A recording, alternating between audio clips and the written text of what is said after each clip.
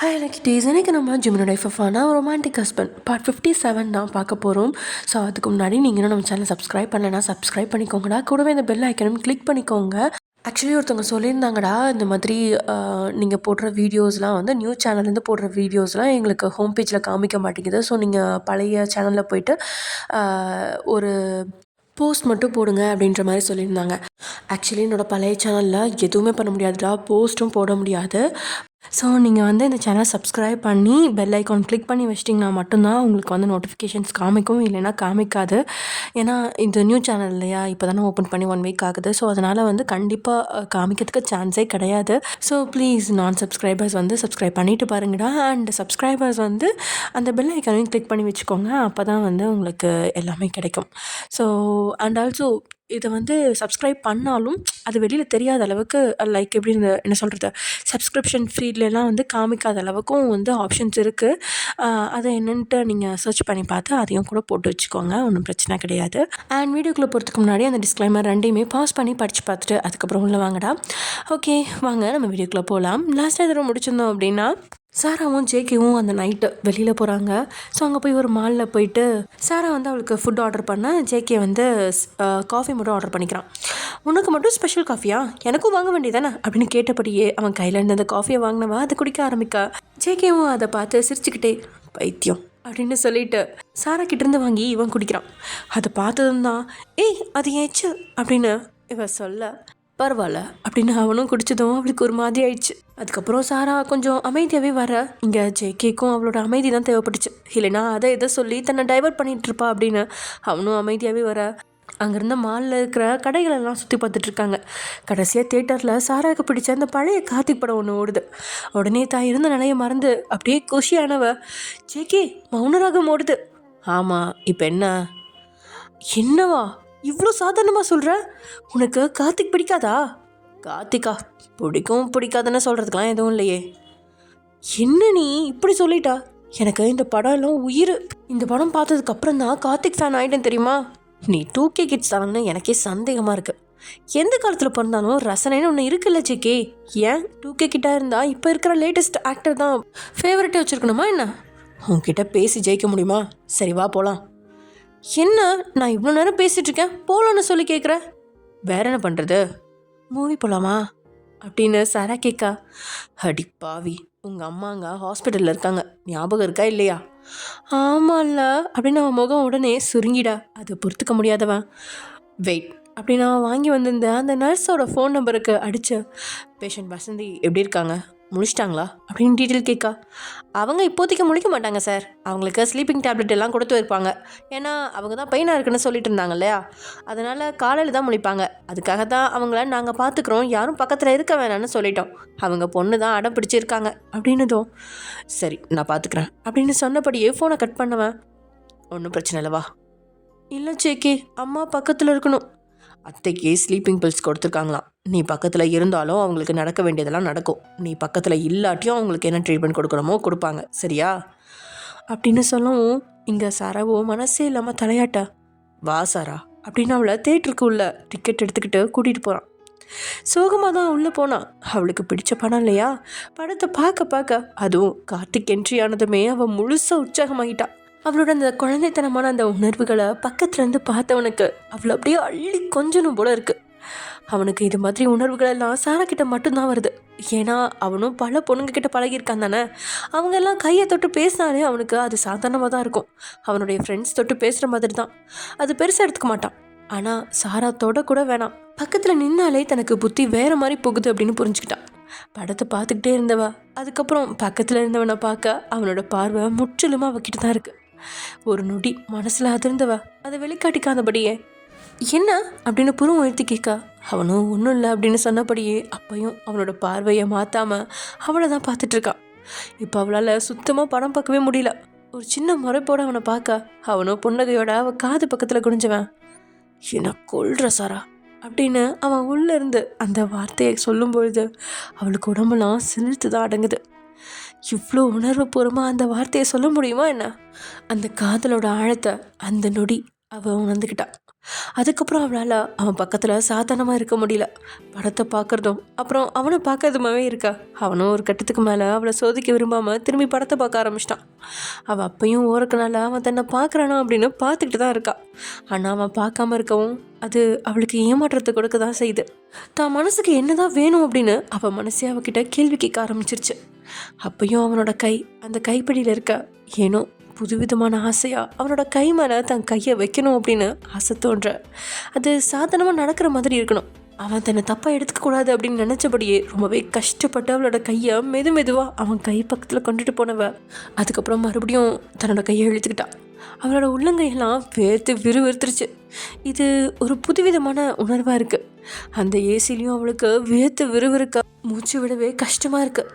எச்சில் குட்டி விழுங்கினவளோட பார்வை ஸ்க்ரீனில் போகவே இல்லை. அவன் பக்கம்தான் அவளோட கவனம் மொத்தமும் இருக்குது. இந்த முறை அவனோட கை பக்கத்தில் தான் கையை கொண்டு பிடிக்க போனவளோட கையை டக்குன்னு பிடிச்சி ஜேகே அவளோட விரல்களோட தான் விரல்களை கோர்த்துக்கிறான். அப்படியே அவளை திரும்பி பார்க்க அவளோட கண்களோ படப்படக்க பதட்டம் அதிகமாக்க என்ன பண்ணுற அப்படின்ற வார்த்தை தந்தி அடிக்க அவன்கிட்ட மூச்சு வாங்கினபடியே கேட்டுட்ருக்கா. எனக்கு கொஞ்சம் பயமாக இருக்கு, அதனால் உன் கையை பிடிச்சிக்கவா அப்படின்னு அவன் கேட்டதும் அவளுக்கோ எங்கே அவன் தன்னை கண்டுபிடிச்சிட்டானோ அப்படின்னு நினைக்க ஏனோ வெக்கமாக வருது.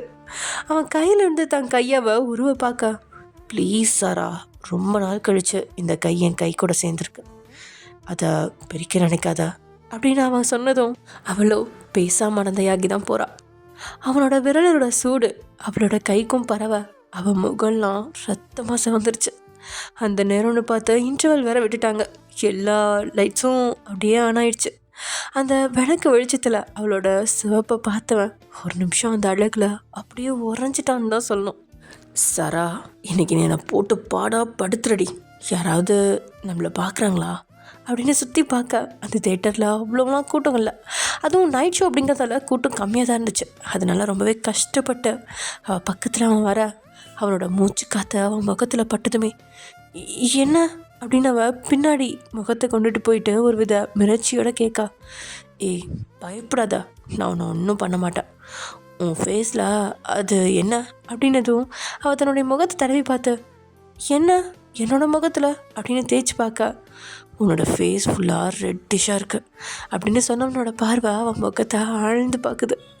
அவனோட பார்வையை பார்க்க முடியாமல் தடுமாறினவளுக்கு அவளோட மொத்த ரத்தமும் அவளோட முகத்தை குடிக்கொண்டிருக்கிற மாதிரி அப்படி தான் சூடு ஏறுது.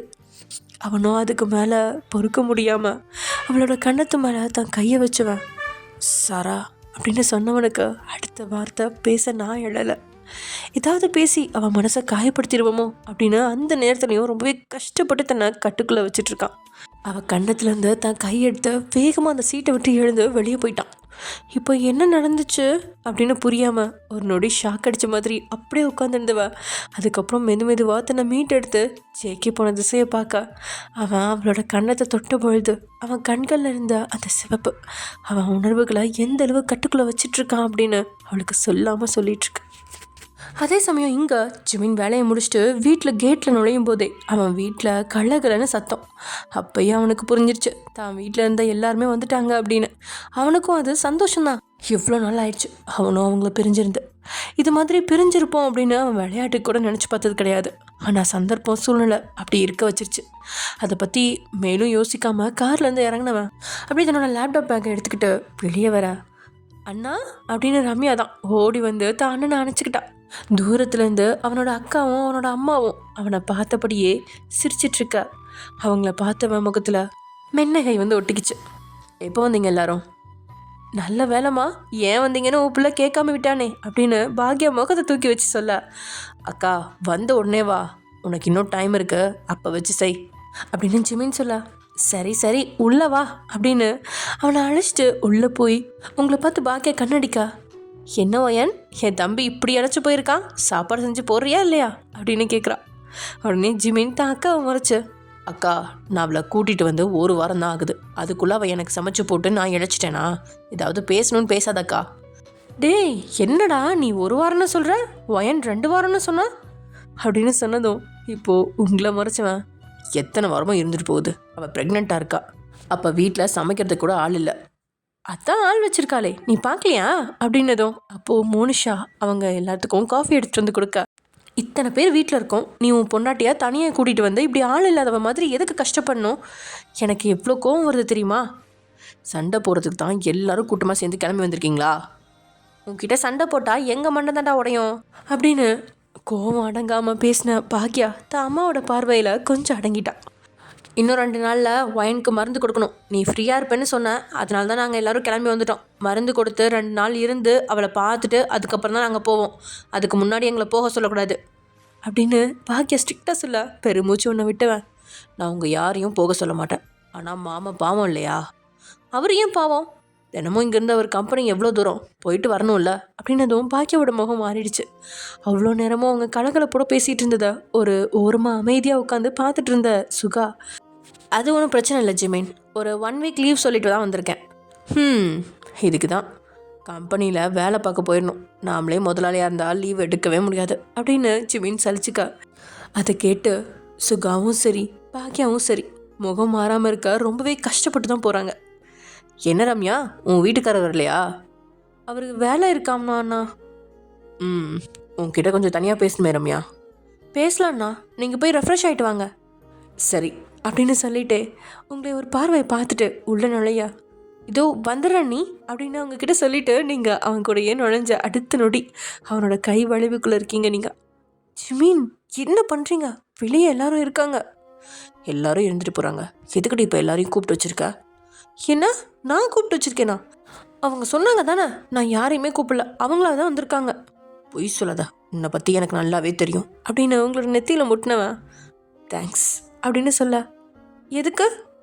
நீ மட்டும் இல்லை, நானும் அவங்க எல்லாரையும் ரொம்ப மிஸ் பண்ணேன். எல்லாரையும் பார்த்ததும் ஒரு நிறைவாக இருக்குல்ல. அப்போ நம்ம அந்த வீட்டுக்கு போயிடலாமா ஜிமீன்? அது கேட்டு உங்ககிட்ட இருந்து விளங்கினவன், வேணாம் ஒயன், அது சரிப்பட்டு வராது. இது மாதிரி அப்பப்போ பார்த்துக்கிட்டாவே எனக்கு போதும். நீங்கள் ஏன் இப்படி வெட்டி வீம்பு பிடிக்கிறீங்கன்னா எனக்கு தெரில. இதை வெட்டு வீம்பு இல்லடி, சேர்ந்துருந்து சண்டை போடுறதுக்கு பதிலாக பிரிஞ்சிருந்து சமாதானமாக இருக்கிறது எவ்வளவோ மேல். இன்னும் எங்கள் அம்மா கண்ணில் அந்த ஜோசி சொன்ன பயத்தை நான் பார்க்குறேன். கூடவே இருந்தோன்னா அந்த பயம் எப்படி வேணாலும் மாறும். நான் ரிஸ்க் எடுக்க விரும்பலை.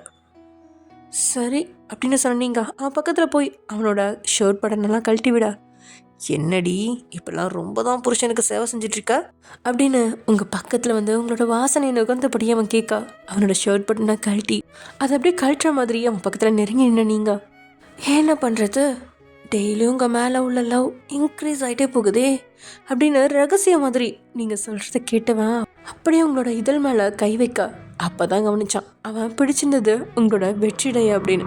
அதில் இன்னுமே குஷியானவன், என்ன மேடம் இன்னைக்கு புடவைலாம் கட்டியிருக்கீங்க? அதுவா, அத்தை வராங்க இல்லையா, நான் அந்த மாதிரி ட்ரெஸ் போட்டால் அவங்களுக்கு பிடிக்குமோ பிடிக்காதோ, ஏற்கனவே அவங்களுக்கு பிடிக்காம தான் இருக்கேன். அட்லீஸ்ட் புடவையாவது கட்டி அவங்க மனசை புண்படுத்தாமல் இருக்கலாம் இல்லையா? எங்கள் அம்மாவுக்கு உனக்கு பிடிக்காமலாம் இல்லை ஒயான்.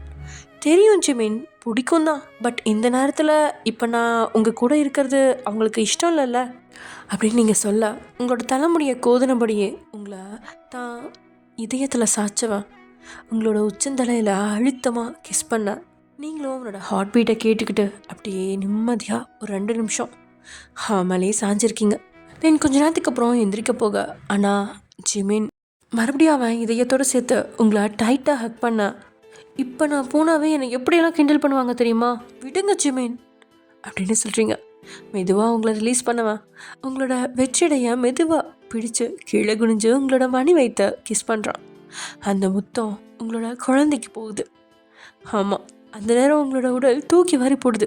முத்தத்துலேயே இவ்வளோ ஹார்மோன்களும் தூண்டப்படுமா அப்படின்னு ஆச்சரியத்தோடு பார்த்துட்ருக்கேன். நீங்கள் சரி தள்ளுங்க, பக்கத்தில் வந்தாலே அப்படியே என்னை உங்கள் கண்ட்ரோலில் கொண்டு வந்துடுறது அப்படின்னு நீங்கள் லைட்டாக கோச்சிக்க. சரின்னு உங்களை விட்டு விலகினவன், வயன் உன் அக்காவுக்கு சொல்லிட்டியா? சொல்லணும், எங்கள் வீட்டில் உள்ள எல்லாத்துக்கும் நீங்கள் தான் போய் சொல்லிட்டு வரணும். சொல்லிட்டா போச்சு, நீ வரியா? ஒரு நாள் தான் இருக்குது, நான் வளகாப்புக்கு ரெடியாக வேணாமா? இது ஒன்றும் வளகாப்பு இல்லடி, நான் உனக்கு பண்ணுறேன் சிறப்பா, அதுதான் வளகாப்பு. எல்லாமே ஒன்று தான். இது மருந்து மட்டும்தாண்டி கொடுப்பாங்க, மருந்து கொடுத்துட்டு நார்மலாக வளையல் போடுவாங்க, அவ்வளோதான். ஓகே ஜிமீன், அப்புறம் அப்படின்னு நீங்கள் தயங்க சொல்லு. என்னோடய ஃப்ரெண்ட்ஸ்லாம் இன்வைட் பண்ணலாமா? இது என்ன கேள்வி, இன்வைட் பண்ணு. இல்லை டே இன்வைட் பண்ணணும் அப்படின்னு சொன்ன உடனே ஜிமீன் உங்களை பயங்கரமாக முறைக்கா. அவன் தான் என்னோட பெஸ்ட்டு ஃப்ரெண்டு. அவன் உன்னோட ப்ரொஃபஸர், அவ்வளோதான். அவனை கூப்பிடவா வேணாமான்னு சொல்லுங்கள் ஃபஸ்ட்டு அப்படின்னு நீங்கள் முகத்தை தூக்கி வச்சுக்க. உங்களோட மூக்கை பிடிச்சி ஆட்டினவன். உனக்கு யாரை கூப்பிடணும்னு தோணுதோ தாராளமாக கூப்பிடு. அதுக்கு நான் எந்த தடையும் சொல்ல மாட்டேன். Thank you Jimin. அப்புறம் இன்னொரு ஆளையும் கூப்பிடணும். யார்? மீனாட்சி அக்கா வீட்டுக்கு போவீங்கள? ஆமாம். அப்போ மாமாவோட தங்கச்சி லட்சுஸ்ரீ இருக்கால அப்படின்னதுமே இப்போ ஜிமின் உங்களை கேவலமாக ஒரு லிக்விட என்ன உன் ஃப்ரெண்டுக்கு மாமா வேலையா அப்படின்னு கேட்குறான். இவ்வளோ கேவலமாக பேசாதீங்க. பின்ன என்னடி நீ பண்ணுற வேலைக்கு என்ன அர்த்தம்? இது ஒரு ஸ்வீட் சர்ப்ரைஸ் தான். அவங்க 2 பேரும் லவ் பண்ணுறாங்க. நான் ஒன்றும் அவங்கள சேர்த்து வைக்கல, புரியுதா? என் ஃப்ரெண்டுக்கு ஒரு ஷாக்காக இருக்கட்டும்னு இன்வைட் பண்ணலான்னு நினச்சேன். எனக்கு பிடிக்காததாக தான் செய்யணுன்னே கங்கணங்கடி திரியிற நீ. உனக்கு ஏன் தான் இதெல்லாம் பிடிக்க மாட்டேங்குதுன்னு எனக்கு புரிய மாட்டேங்குது ஜிமின். டேயை பிடிக்காதனால தான் அவன் பண்ணுற எதுவுமே உனக்கு பிடிக்க மாட்டேங்குது. உங்ககிட்ட பேசி கண்டிப்பாக ஜெயிக்க முடியாது, ப்ரெஷர் தான் கூடும் அப்படின்னு புரிஞ்சுக்கிட்ட ஜிமின். அம்மா தாயே, என்னை விட்டுரு. எனக்கு இதுக்கு மேலே முடியாது. நீ என்னவோ பண்ணு, ஆனால் என் பெயரை காப்பாற்றுமா. உங்கள் பேர் என்ன தண்ணியில் தத்தளிச்சிட்டா இருக்கு? நான் போய் காப்பாற்றுறதுக்கு அடிங்க அப்படின்னு ஜிமின் கையவங்க. நீங்களும் சிரிப்போடு வெளியே ஓடி வந்துட்டீங்க. வெளியே ஓடி வந்த நீங்கள் நேராக பாக்கியா கிட்ட தான் மோதிக்கிறீங்க. ஏற்கனவே பாக்கியா பயங்கரமாக ஓடிட்டுருக்கா. இப்போ நீங்கள் வேற ஓடி போய் இடித்ததுனால ஐயோ உங்கள் அழும்பு தாங்க முடியல. 2 பேரும் தனியாக தானே இருக்கீங்க. இன்னுமா உங்களுக்குலாம் சண்டை வரல? அண்ணி, நீங்களே சண்டை வர வச்சுருங்க போல. நாத்தனார் வேலையை சரியாக பார்க்கணும் இல்லையா? போங்க அண்ணி அப்படின்னு சிரிப்போடவே சொல்லிட்டு நீங்களும் கிச்சன் நோக்கி போக அங்கே நின்று வேலை செஞ்சுட்டு இருந்த மோனிஷாவை பார்த்து உள்ளே என்ன பண்ணிகிட்ருக்கா அப்படின்னு கேட்கா. அக்கா, லஞ்ச் நீங்கள் சொன்னது மாதிரி ரெடி பண்ணிகிட்ருக்கேன். அப்படியா, சரி ஓகே, லஞ்ச் மட்டும் முடிச்சுட்டு நீ வீட்டுக்கு போ, டின்னர் நான் பார்த்துக்கிறேன் அப்படின்னு சொல்ல அவ்வளோ கேள்வியாக பார்க்க. அதான் இத்தனை பேர் இருக்கோமே, நாங்கள் எல்லாம் பேசிட்டு சிரிச்சுட்டு செஞ்சுடுவோம். என்னோட சம்பளத்தில் கட் பண்ணிட மாட்டீங்களே அக்கா அப்படின்னு கேட்கவும் நீங்கள் சிரிப்போட அவள் தலையை கழிச்சு விட்ட. என்னை பார்த்தா உனக்கு குடும்பக்காரி மாதிரி இருக்கா? எமர்ஜென்சிக்கு லீவ் வேணாலும் எடுத்துக்கலாம், அதுக்காக சம்பளத்துலேருந்து எதுவும் கம்மி பண்ண மாட்டேன். ஆமாம், நான் உனக்கு இன்னும் எவ்வளோ சம்பளம்னு சொல்லவே இல்லையில. இவ்வளோ பெரிய வீட்டில் இருக்கீங்க, எப்படியும் கம்மியாக தர மாட்டீங்கன்னு ஒரு நம்பிக்கை தான் அக்கா. ரொம்ப நம்பிக்கை வைக்காத. இவ்வளோ பெரிய வீட்டில் இருக்கிறவங்க தான் பயங்கர கஞ்சமாக இருப்பாங்க அப்படின்னதும் மோனிஷாவோட முகம்லாம் கலவரமாகிற மாதிரி பார்த்த. நீங்கள் சத்தமாக சிரிச்சிடா. அப்போது என்ன சத்தம் அப்படிங்கிற மாதிரி ரம்யாவும் பாக்யாவும் அங்கே வர. ஒன்றும் இல்லை அப்படின்னு சொல்லிட்டு நடந்ததை நீங்கள் சொல்லிட்டு சிரிக்க.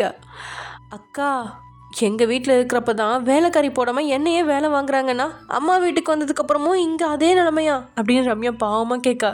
கவலைப்படாத ரம்யா, உன்னை எந்த வேலையும் வாங்க மாட்டேன் அப்படின்றீங்க. நீங்கள் உங்கள் எல்லாத்துக்கும் தனியாக சமைச்சு என்னால் போட முடியும் அப்படின்னு சொல்ல. எதுக்கு ஜிமின் எங்களை பெண்ட் எடுக்கவா அப்படின்னு கேட்ட பாக்யா. இன்றைக்கி நானும் வயனும் சேர்ந்து தான் டின்னரை கலக்கிறோம். நல்லா இருக்கே கதை. அவளே வயிற்றுல பிள்ளைய சுமந்துட்டுருக்கா. தனியாக இருக்கும்போது என்ன வேலையெல்லாம் செஞ்சாலோ தெரியல. நாம் இருக்கும்போது அது பிள்ளைக்கு ரெஸ்ட் கொடுக்க வேணாமா? என் பிள்ளைக்கு சமைச்சு போட்டு எவ்வளோ நாள் ஆச்சு தெரியுமா? என் கையை தவிர வேறு யார் கையிலையும் சாப்பிட்டதே இல்லை என் பிள்ளை. எல்லாரும் தள்ளுங்க. இத்தனை பேர்த்துக்கும் ஒத்தாலாம் என்னால் செய்ய முடியும். அதுவும் என் பேரனுக்கு இப்போவே என் சமையல் ருசியை பழக்கணும். அவன் நான் செஞ்சாதான் சாப்பிடுவேன்னு சொல்லணும் அப்படின்னு அவர் பாட்டுக்கு பேசினபடியே கிச்சனை ஆக்கிரமிக்க. அத்தை, டின்னர் தான் செய்யணும்னு சொன்னேன். அந்த பொண்ணு லஞ்ச் பாதி முடிச்சிருச்சு, விடுங்க. இப்போ தானே வந்தீங்க, கொஞ்சம் ரெஸ்ட் எடுங்க. காரில் தானே வந்தேன், எனக்கு என்ன ரெஸ்ட் கிடக்குது அப்படின்னு அவங்க பொறுப்பை கையில் எடுத்துக்கா. மோனிஷா அவருக்கு ஹெல்ப் பண்ணிகிட்ருக்கா. அதுக்கப்புறம் உங்களுக்கும் பாக்யாவுக்கும் அங்கே வேலை, வெளியே வந்து ஒரே அரட்டை தான். ஆமாம், ஜேகே வரலையா நீ? அவன் நாளைக்கு வருவாம்மா, எக்ஸாம் நடக்குதான், முடிச்சுட்டு வரேன்னு சொன்னான்.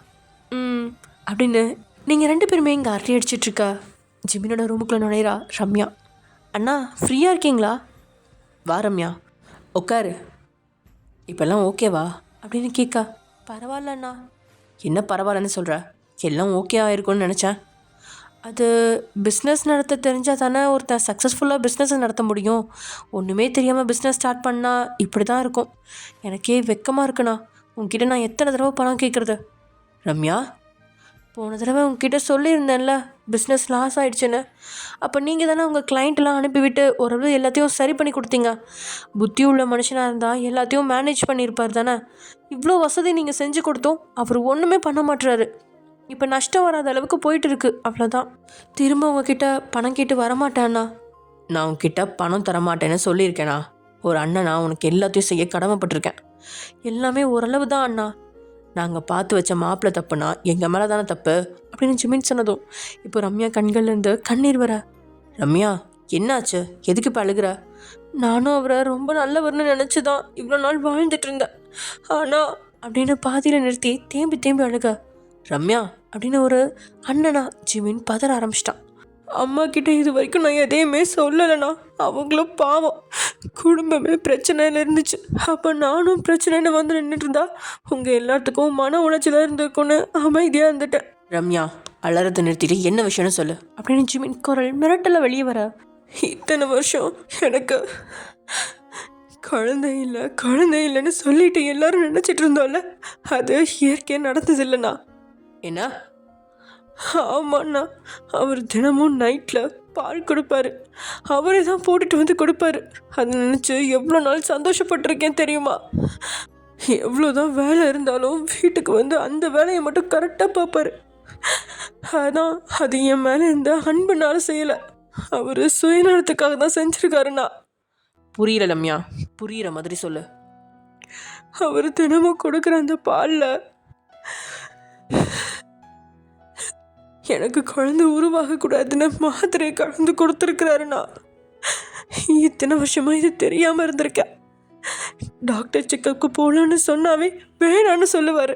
குழந்தை வர்றப்ப வரட்டும், அவசரம் இல்லைன்னு. அப்போ ஒரு நாள் நிறைய மாத்திரை கவர் என் கண்ணில் பட்டுச்சு. எடுத்து பார்த்தப்ப இவருக்கு ஏதாவது நோய் இருக்கோ அதை என்கிட்ட இருந்து மறைச்சு இந்த மாத்திரை எடுத்துக்கிட்டு இருக்காரோன்னு எனக்கு டவுட் வந்து நம்ம ஃபேமிலி டாக்டர்கிட்ட போய் பார்த்தேன். அப்போ தான் இந்த விஷயம் எனக்கு தெரிஞ்சதுண்ணா. தெரிஞ்சதுமே மனசு விட்டு போச்சு. சட்டையை பிடிச்சி கேட்கலான்னு தான் நினச்சேன். ஆனால் அவர் இப்போதைக்கு குழந்தை வேணான்னு நினச்சேன். என்னால் பிஸ்னஸில் ஸ்டடியாக இருக்க முடியல. இந்த டைமில் குழந்தையும் வந்துருச்சுன்னா எனக்கு மேனேஜ் பண்ண தெரியாது. அப்படி இப்படின்னு ஏதேதோ கதை சொல்கிறாரு. என்னால் அதெல்லாம் ஏற்றுக்கவே முடியல. பொறுக்கி ராஸ்கல், இவ்வளோ வேலை பண்ணியிருக்கானா? இதை இவ்வளோ நாள் என்கிட்ட சொல்லாமல் இருந்திருக்க. நீ ஒரு வார்த்தை என்கிட்ட சொல்லியிருக்கலாம்ல ரம்யா. இப்போவும் ஒன்று கெட்டு போகல. இன்னைக்கு அவன் என் கையில் செத்தான் அப்படின்னு ஜிமின் கோமா சட்டையோட கையை மடிச்சுக்கிட்டு வெளியே போக ஐயோ அண்ணா அப்படின்னு ஜிமின் கையை பிடிச்ச ரம்யா. இப்போ எந்த பிரச்சனையும் இல்லைண்ணா, நார்மலாக தான் இருக்காரு. பிஸ்னஸ்லேயும் கொஞ்சம் ட்ரை பண்ணிட்டு தான் இருக்காருண்ணா. நான் அவர் கூட அவ்வளோவா பேசுகிறது இல்லைண்ணா. அதனாலையோ என்னவோ அவர்கிட்ட கொஞ்சம் மாற்றம் தெரியுது. எங்கள் 2 பேர்த்துக்கும் உள்ள பிரச்சனை இதை நாங்கள் 2 பேருமே சரி பண்ணிக்குவோம்ண்ணா. ஆனால் இதை உங்ககிட்ட சொல்லணும்னு தோணுச்சுண்ணா. கொஞ்ச நாளைக்கு முன்னாடி அண்ணி இல்லாமல் நீங்கள் மன உளைச்சலில் இருந்தீங்க. நானும் அந்த டைமில் தான் ரொம்ப கஷ்டப்பட்டேன். ஆனால் இப்போ பரவாயில்ல தான்ண்ணா. இப்போ போய் நீங்கள் அவர்கிட்ட சண்டை போட்டால் திரும்பவும் எங்களுக்குள்ள ப்ராப்ளம் தான் வரும். இது இப்படியே இருக்கட்டும்ண்ணா. நீ பேசுகிறது உனக்கே நல்லா இருக்கா ரம்யா? எவ்வளோ பெரிய விஷயம் பண்ணியிருக்கான். எனக்கு தெரிஞ்சதுக்கு அப்புறமும் என்னால் எப்படி சும்மா இருக்க முடியும்? அட்லீஸ்ட் அவனுக்கு வார்னிங்காவது கொடுத்துட்டு வரேன். வேணா அண்ணா, இனிமேல் கண்டிப்பாக பிரச்சனைன்னு ஒன்று வந்தா உன்னை கண்டிப்பாக கூப்பிட்றேண்ணா. இப்போல்லாம் அவர் வீட்டுக்கு கூட சீக்கிரம் வந்துடுறாரு. முன்னாடி கிளப்பு அது இதுன்னு சுற்றிட்டு இருப்பாரு. நீ என்ன தான் அவனை பற்றி உயர்வா சொன்னாலும் ராஸ்கல் இத்தனை வருஷம் என் தங்கச்சிக்கு அவளுக்கே தெரியாமல் மாத்திரை கொடுத்துருக்கான். அவனை சும்மா விட சொல்கிறியா? சரியான கேடி பயனாக இருப்பான் போல. காசை தான் ஊதாரித்தனமாக செலவு பண்ணுறான்னு பார்த்தா உன்னையும் ஒழுங்காக வச்சுக்கலன்னு சொல்லும்போது என் மனசு தாங்கலம்மா. புரியுதுண்ணா, ஒரு அண்ணனா உனக்கு கோவம் வரலன்னு தான் ஆச்சரியம். நான் தான் சொல்கிறேன்ல, இனிமேல் சின்ன பிரச்சனைனாலும் உன்கிட்ட சொல்கிறேண்ணா. உனக்கு கேட்க யாரும் இல்லைன்னு நினச்சிட்டானா? அண்ணா ப்ளீஸ், அன்னைக்கு கூட தெரிய வேணாம் இந்த விஷயம். நீங்கள் இப்படி சண்டை போட்டால் வெளியே இருந்து எல்லாரும் உள்ளே வந்துடுவாங்க அப்படின்னதும் தன்னை கண்ட்ரோல் பண்ணவன் சரி நீ போ அப்படின்னு அவளை அனுப்பி வச்சவன் அப்படியே சோஃபாவில் கண்ணை மூடி உட்காந்துட்டான். இங்கே ரம்யாவும் கண்ணெல்லாம் நல்லா தொடச்சிட்டு அழுகாத மாதிரி அப்படியே வெளியில் போகிறாள். ரம்யா போன 10 நிமிஷம் கழித்து நீங்கள் உள்ள நுழையா அங்கே ஓஞ்சி உட்காந்துருக்கிறத கணவனை பார்த்தவங்களுக்கு ஒரு மாதிரி இருக்குது. ஜிமின் அப்படின்னு கூப்பிட்டபடியே அவன் பக்கத்தில் வந்து உட்காந்து நீங்கள் அவன் தோழத்தோட கண்ணை திறந்து மெதுவாக அவங்கள பார்த்தவன் என்ன அப்படின்னு கேட்க அதை நான் தான் கேட்கணும். என்னாச்சு? தன்னோட உதட்டை கூச்சு பெருமூச்சு விட்டுவேன். ஒன்றும் இல்லாமல் தான் நீங்கள் இப்படி உட்காந்துருக்கீங்களா? ரம்யாவுக்கு ஏதாவது பிரச்சனையா? ஏன் அப்படி கேட்குற? இல்லை, இவ்வளோ நேரம் ரம்யா தான் உங்கள் கூட பேசிகிட்டு இருந்தா. அவள் போனதுக்கப்புறம் நீங்கள் இப்படி உட்காந்துருந்தா என்ன அர்த்தம்? அவள் பேசிட்டு போயிட்டா, இது வேறு விஷயம். நான் சத்தியமாக நம்பிட்டேன். சரி விடுங்க, உங்களுக்கே எப்போ சொல்லணும்னு தோணுதோ அப்போ சொல்லுங்கள். இப்போ சாப்பிட வரீங்களா? வரேன், நீ போ. இன்றைக்கி உங்கள் அம்மாவோட ஸ்பெஷல். ஆமாம், என்னாச்சு? மத்தியானமே கிளம்பி வந்திருக்கீங்க? மீட்டிங் எல்லாம் அங்கே முடிஞ்சிருச்சு. இனிமேல் சிஸ்டம் ஒர்க் தான். அதை நான் இங்கே வந்து பார்த்துக்கலான்னு வந்தேன். ஓ, அப்போ எனக்காக வரல. தெரிஞ்சுக்கிட்டே நீங்கள் இப்படி பதில் கேட்கவும் உங்களை மறைச்சவன். எப்படி எல்லாமே தெரிஞ்சு இப்படி கேட்குற? அந்த வாயை திறந்து சொன்னால் சார் குறைஞ்சு போயிடுவாரா அப்படின்னு சலிச்சபடியே நீங்கள் முன்னாடி போக ஜிமினோ யோசனை உடனே பின்னாடி வரான். அதே சமயம் இங்கே மீனாட்சிக்கும் சரவணனுக்கும் அழைப்பு வருது உங்களோட ஃபங்க்ஷனுக்கு. அதுலேயும் முக்கியமாக லட்சுவை அவங்க கூப்பிட்டதுனால இங்கே மீனாட்சிக்கு ஒரு டவுட்டாக இருக்குது. அதை சரவணன்ட்ட சொல்ல சரவணன், எல்லாத்துக்கும் சும்மா சந்தேகப்படாதடி, உன் கம்ப்யூட்டர் மூளையை கழட்டி வச்சுட்டு வா எல்லாத்தையும் கூட்டிகிட்டு போகலாம் அப்படின்னு சொல்லிட்டு சரவணனும் அப்படியே மேம்புக்காக போயிட்டான். அதே சமயம் இங்கே என்ன அதிசயமாக இருக்குது, மாற்றிக்கிது ஃபோன் பண்ணிட்டியா அப்படின்னு நீங்கள் ஃபோன் பண்ணதுமே கேக்கா கொழுப்பு தானே உனக்கு. பின்ன எத்தனை நாள் ஆச்சு நீ ஃபோன் பண்ணி பேசி? சும்மா நீ ஃபோன் பண்ண மாட்டியே, ஏதாவது விஷயம் இருக்குமே சொல்லு, ஏதாவது ஹெல்ப் வேணுமா? உனக்கு போய் கால் பண்ண பாரு, என்ன சொல்லணும் அப்படின்னு நீங்கள் ஃபோனை கட் பண்ண போக சரி சரி ஃபோன் தான் பண்ணிட்டேல சொல்லு. இந்த சண்டே ஃப்ரீயா? இந்த சண்டேவா? ஆமாம், லட்சு கூட வேறு அவுட்டிங் போகிறேன்னு சொல்லியிருக்கேனே அப்படின்னு வேணும்னே உங்களை வம்பளுக்க நீங்களோ அப்படியா சரி போயிட்டு வா அப்படின்னு ஃபோனை கட் பண்ணிட்டீங்க. என்ன ஃபோனை கட் பண்ணுறா அப்படின்னு திரும்ப அவன் ஃபோன் பண்ணதும் ஃபோன் எடுத்து என்ன என் பேசிகிட்டு இருக்கும்போதே ஃபோனை கட் பண்ணுறா? இல்லை, நீங்கள் உங்கள் ஆள் கூட பேசுவீங்க, நான் டிஸ்டர்பன்ஸாக ஃபோன் பேசிகிட்டு இருக்கக்கூடாது இல்லையா? என்ன ஓட்டுறியா? நீங்கள்லாம் எவ்வளோ பெரிய ஆள், உங்களெல்லாம் ஓட்ட முடியுமா சார்? சரி சரி ரொம்ப ஓட்டாமல் விஷயத்த சொல்லு. அது இந்த சண்டே எனக்கு மருந்து கொடுக்குற ஃபங்க்ஷன் வச்சுருக்காங்க, 5 மாதம் ஆயிடுச்சுல்ல. அப்படியா, கங்க்ராச்சுலேஷன்ஸ். உன்னோட கங்க்ராச்சுலேஷன்ஸை நான் கேட்க கால் பண்ணல, நான் என்ன சொல்ல வரேன்னு காது கொடுத்து கேளு. சரி சொல்லு. அந்த ஃபங்க்ஷனுக்கு நீ வரணும். வாட், என்ன விளையாடுறியா? என்னாலலாம் வர முடியாது, அங்கே உன்னோட புருஷன் இருப்பான், அவனுக்கு என்னை கண்டாலே பிடிக்க மாட்டேங்குது. டேய் மரியாதை மரியாதை. சரி ஓகே, உங்கள் புருஷர் இருப்பார், அவருக்கு என்ன பிடிக்காது, அதனால் என்னால் வர முடியாது மேடம். ரொம்ப பண்ணாதட்டே, என் கல்யாணமும் எதிர்பாராத விதமாக நடந்துருச்சு, அதனால் உன்னை கூப்பிட முடியல. இப்போ இந்த ஃபங்க்ஷன் தான் க்ளோஸாக இருக்கிறவங்களாம் கூப்பிட்டு பண்ண போகிறோம், அதுக்கு நீயும் வரணும்னு ஆசைப்பட்றேன். ஒரு மாதமான பிள்ளை ஆசையாக கேட்குது, வரமாட்டியா? ஐயோ சென்டிமெண்ட்டாக டச் பண்ணுறாளே. சரி யாருக்கு நான் என்ன பதில் சொல்லுவேன்? திரும்பவும் ஃபோனை கட் பண்ணுமா? சரி சரி ஓகே, வர ட்ரை பண்ணுறேன். கண்டிப்பாக வரலனா உனக்கும் எனக்கும் இருக்கிற ஃப்ரெண்ட்ஷிப் அன்னையோட கட்டு அப்படின்னு சொன்னபடியே நீங்கள் ஃபோனை வச்சுற. அது கேட்டு முகம்லாம் சிரிப்போட தலையாட்டிக்கிட்டே. அப்போ இந்த வைக்கும் லட்டு கூட இருக்க முடியாதா? சரி டூர்லேயே மொத்தமாக போய் பார்த்துக்கலாம் அப்படின்னு நினச்சிட்ருக்கான். அதே சமயம் இங்கே தான் அம்மா அப்பா கிட்ட விஷயத்த சொல்கிறத கேட்டுக்கிட்டே சாப்பிட்டுட்டு இருந்த சாராக்கு தன்னை அறியாமல் முகத்தில் புன்னகை பூக்குது. இப்போல்லாம் ஜேகேவை பற்றி நினச்சாலே மனசில் பல வண்ண பூக்கள் மலர்ற மாதிரி அவ்வளோ உற்சாகம். வயிற்றுக்குள்ளே ஏதேதோ குறுகுறுப்பாக பூச்சி மாதிரி ஒரு வித சுகமான உணர்வு அவளை தாக்கிக்கிட்டு இருக்கு. இப்போயே உங்களோட அந்த மருந்து கொடுக்குற ஃபங்க்ஷனுக்கு போகணும் அப்படின்னு தான் உங்களோட அப்பா அம்மாலாம் பேசிகிட்ருக்காங்க. அதை கேட்டு ஜேகேவை சந்திக்க போகிறோம் அப்படின்னு நினச்சவளுக்கு முகத்தில் தானாக புன்னகை மலருது. அன்றைக்கி தேட்டரில் இன்டர்வலில் எழுந்து போனவன் தான் படம் போட்டு கொஞ்ச நேரம் ஆனதுக்கப்புறமும் வரல. இங்கே சாராவுக்கோ உட்காந்துருக்கலாமா இல்லை போகலாமா அப்படின்னு நினச்சவ ஒரு கட்டத்துக்கு மேலே சரி எந்திரிச்சு போயிடுவோம், இவன் எங்கே போனான்னு வேற தெரியலையே அப்படின்னு நினச்சபடியே அவள் சீட்லேருந்து எழுந்துக்கா. சரியாக அந்த நேரம்னு பார்த்து அவனோட சீட்டில் வந்து உட்கார எங்கேருந்து வந்தான் அப்படின்னு தெரியாமல் ஒரு நொடி விழிச்சவ. அவன் உட்காந்துட்டு அவளை பார்க்கவும் இவளும் அவளோட சீட்டில் உட்கார்றா. 2 பேர்கிட்டையும் கொஞ்ச நேரம் மௌனம். அப்புறம் அவளே தான் கேட்டா, எங்கே போனேன் ஜேகே? ஏன் சாரா என்னாச்சு? இல்லை ரொம்ப நேரமாக காணோம், அதான் கேட்டேன். அது ரெஸ்ட் ரூம் போயிருந்தேன். அவ்வளோ அதுக்கு அவனை பார்த்த பார்வை இவ்வளோ நேரமா அப்படிங்கிற மாதிரி தான். அவள் ரொம்ப நேரமாக அவனையே பார்த்துட்ருக்கா. அவனும் அவளை திரும்பி பார்க்காம படத்தையே பார்த்தபடியே படம் அங்கே ஓடுது சாரா அப்படின்னதும் அவளோ கோவமாக திரும்பி படத்தை பார்க்க ஆரம்பிச்சிட்டா. அவள் திரும்பினதும் அவனோட இதழ்கள் மெதுவாக வியுது. ஏனோ அவளுக்கு பிடிச்ச படம் தான், அதில் கவனமே போகல. பக்கத்தில் இருந்தவன்கிட்ட தான் முழு கவனமும் இருக்குது. எப்பயும் அவள் தான் பக்கத்தில் இருந்து நகர்ந்து அவன் பக்கத்தில் வரா. ஜேகேக்கு அவளோட அந்த நெருக்கம் புதுசு. ஒரு வித படபடப்பு அவனுக்குள்ளே எழ. அவனும் சட்டுன்னுலாம் நகர்ந்துடல, ஆனால் மெதுவாக சாராவை விட்டு நகர்ந்துட்டுருக்கான். கப்பல் டிக்கெட் எடுத்தது இவங்களுக்கு வசதியாக போயிடுச்சு. ஒரு கட்டத்தில் அவன் பக்கம் திரும்பின சாரா, இப்போ எதுக்கு நீ தள்ளி போகிற அப்படின்னு ஓப்பனாகவே கேட்கா. அது அப்படின்னு கொஞ்சம் தடுமாற்றத்தோட, உனக்கு என்னாச்சு, எதுக்கு இப்படி பக்கத்தில் வந்து உட்கார்ற? ஏன் ஜேகே, எனக்கு உரிமை இல்லையா அப்படின்னு அவள் அந்த வார்த்தையை அவனை பார்த்து ஆழ்ந்து கேட்கா. அந்த நிமிஷம் ஷாக் அடித்த மாதிரி ஜேகே அப்படியே உறைஞ்சி தான் போனான். அப்படின்னா அவள் சொன்னது என்ன அர்த்தம் அப்படின்னு அவன் யோசிக்க முன்னாடியே அவன் அவனோட கையை பிடிச்சு அவனோட புஜத்தில் தலையை சாய்ச்சிக்க ஷாக்குக்கு மேலே ஷாக்கு தான் ஜேகேக்கு. என்ன சொல்கிறதுன்னு தெரியாமல் அவன் ஆடாமல் அசையாமல் அப்படியே இருக்கா. சாராக்கும் வெக்கமாக தான் இருக்கு. ஆனால் அவ்வளோ தான் வெக்கத்தை விட்டு அவன் தோளில் சாஞ்சிக்கிட்டான். படம் முடிஞ்சதுக்கப்புறம் அவன் சாஞ்சிக்கிட்டே இருக்கா. அவனுக்கு தான் அடுத்து என்ன செய்யறதுன்னு தெரியாமல் முழிச்சுக்கிட்டு இருக்கான். இப்போது அவளை எழுந்திருக்க சொல்லணுமா? அப்படி சொன்னால் தப்பாக நினச்சிக்குவாளா அப்படின்னு விழிப்பிதுங்க அவன் உட்காந்துட்ருக்கா. கொஞ்ச நேரத்துக்கு அப்புறம் அவளை எழுந்துக்கிட்டா. அவள் எழுந்ததும் அவன் அமைதியாக அவள் பின்னாடி போக அவனும் எதுவும் பேசல. அமைதியாகவே அவன் கூட நடக்கிறான். அதுக்கப்புறம் 2 பேருமே ஃபோனில் கூட பேசிக்கல. ஹாஸ்பிட்டலில் இருந்து கூட சின்ன தலையசிப்பு தான். பேசக்கூடாது அப்படின்னு இல்லை, ஆனால் அவகிட்ட அவனால் முன்னாடி மாதிரி சகஜமாக பேச முடியல.